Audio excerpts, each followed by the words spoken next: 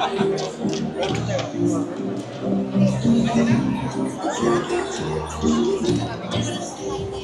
all the work that I've put in, maraming salamat talaga. And I was able to get this crown, of course, with the trust of the judges in the organization.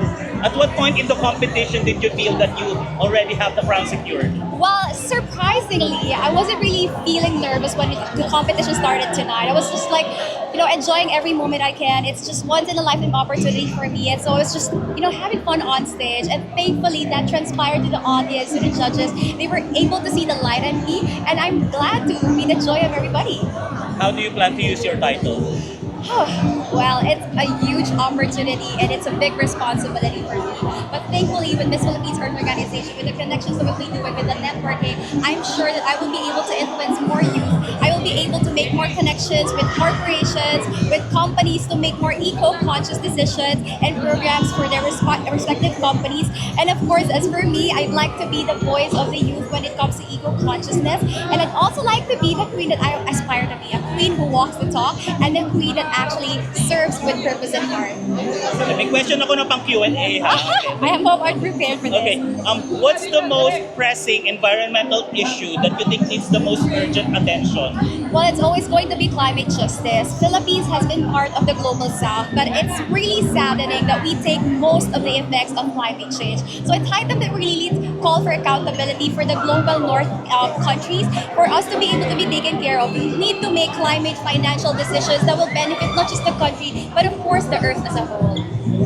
Very well said, Ms. Bacoor. Maraming salamat. Your message to all your supporters, family, friends, and pageant fans. I can finally say it. We did it. Maraming salamat for all the support. Without your love, without your help, without all the love and support I'm getting from you all, I wouldn't be able to do this. So maraming salamat. It's really an enriching and fulfillment really for me to be able to represent Philippines in an international stage. Maraming salamat. Thank you. May isa pang Q&A ha. I hope I'm ready. Okay. There are still many climate deniers, climate change deniers. How do you plan to appeal to them to adhere to climate, to sustainability? Well, my hashtag for tonight was humanity. I hope that as humans, we actually don't have selective empathy. If we feel that there is a need to change, I hope we be that person for change, because we all have to aspire to make a difference and be the difference for our society. After all, it's just one earth. We're living in one earth. We share the same air, and I hope we also share the same advocacies and aspirations for the mother earth. Thank you very much. Picture na isa. Topic na lang ako isa. Sure.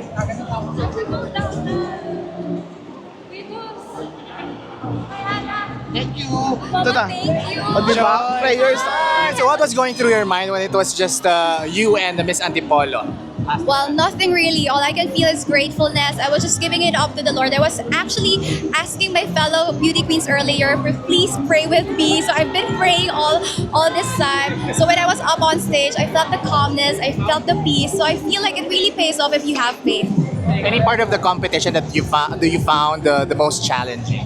The most challenging part for me is showing up. I feel like it's a screening for me because it's the huge decision that I'm going to be making for my life. It's a huge leap and it's a step towards change of career. So it's really one thing that I'm sure that is most hard for me to make, because it's not easy to take on a responsibility of being a queen. Heavy is the head that wears a crown. What's the first order of business for Joy tomorrow? I would like some respite, please. We had 2 months of pageants. I would like to rest, but of course, in between those rests, I will be thinking about the strategies we'll be doing in the international stage, and of course, more training. So looking forward to all that's gonna happen in the future, and looking forward to the competition. Thank you. Congratulations. Salamat. Thank you. So, ang dami kong tanong ha. What do you think is the most important legacy of the Miss Philippines Earth pageant? Well, as mentioned earlier, it's about environmentalism. But what I like about it is that it's not about the legacy that was built in the past, but more so the legacy that we carry in the future. So I think the most important legacy that we're actually carrying with us in the future is making sure that we have queens to rally behind environment. It's not easy to live on Earth that has so many problems, but it's nice to be a silver lining for that. Okay, meron ka bang paboritong Miss Philippines Earth Queen in the past? It's a hard question. I love everybody, but if I am to choose, it's going to be Jenny Rap. I love Jenny Rap. She's my friend, so I have a bias. Forgive me. Thank you very much. Maraming salamat.